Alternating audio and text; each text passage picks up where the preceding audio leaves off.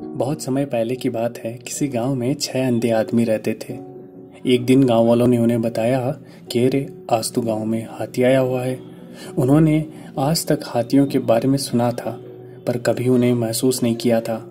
उन्होंने निश्चय किया भले ही आज हम हाथी को नहीं देख सकते पर हम उसे चलकर महसूस जरूर करेंगे। और फिर वो सब उस जगह की ओर बढ़ चले जहां हाथी आया हुआ था।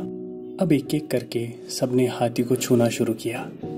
मैं समझ गया, हाथी एक खंबे की तरह होता है। पहले व्यक्ति ने हाथी का पैर छूते हुए कहा, अरे नहीं, हाथी तो रस्सी की तरह होता है। दूसरे व्यक्ति ने पूंछ पकड़ते हुए कहा, मैं बताता हूँ, ये तो पेड़ के तने की तरह है। तीसरे व्यक्ति ने सूंड पकड़ते हुए कहा, तुम लोग क्या बात कर रहे हो? हाथी एक बड़े हाथ के पंखे की तरह होता है। चौथे व्यक्ति ने कान पकड़ते हुए कहा, नहीं नहीं, ये तो एक दीवार की तरह होता है। पांचवें व्यक्ति ने पेट पर हाथ रखते हुए कहा, ऐसा नहीं है, हाथी तो एक कठोर नली की तरह होता है। छठे व्यक्ति ने अपनी बात रखी और फिर सभी आपस में बहस करने लगे और खुद को सही साबित करने लग गए। उनकी बहस तेज होती गई और ऐसा लगने लगा मानो आपस में लड़ ही मरेंगे।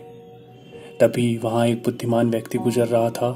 वह रुका और उसने पूछा, क्या बात है, तुम सब आपस में झगड़ क्यों रहे हो? हम यह तय नहीं कर पा रहे हैं कि आखिर हाथी दिखता कैसा है, उन्होंने उत्तर दिया। और फिर बारी बारी से उन्होंने अपनी बात उस व्यक्ति को समझाई। उस व्यक्ति ने सभी की बात शांति से सुनी और बोला, तुम सब अपनी अपनी जगह सही हो। तुम्हारे वर्णन में अंतर इसलिए है क्योंकि तुम सबने हाथी के अलग अलग भाग छुए हैं, पर देखा जाए तो तुम लोगों ने जो भी बताया है वो सब सही है।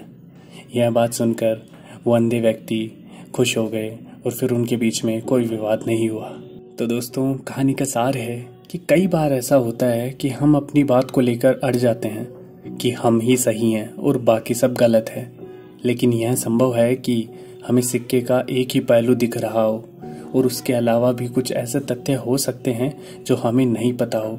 इसलिए हमें अपनी बात तो रखनी चाहिए पर दूसरों की बात भी सब्र से सुननी चाहिए। कभी भी बेकार की बहस में नहीं पड़ना चाहिए। वेदों में भी कहा गया है, एक सत्य को कई तरीके से बताया जा सकता है। तो जब अगली बार आप ऐसी किसी बहस में पड़ें तो याद रखिएगा, कहीं ऐसा तो नहीं कि आपके हाथ में सिर्फ पूंछ है और बाकी के हिस्से किसी और के पास है।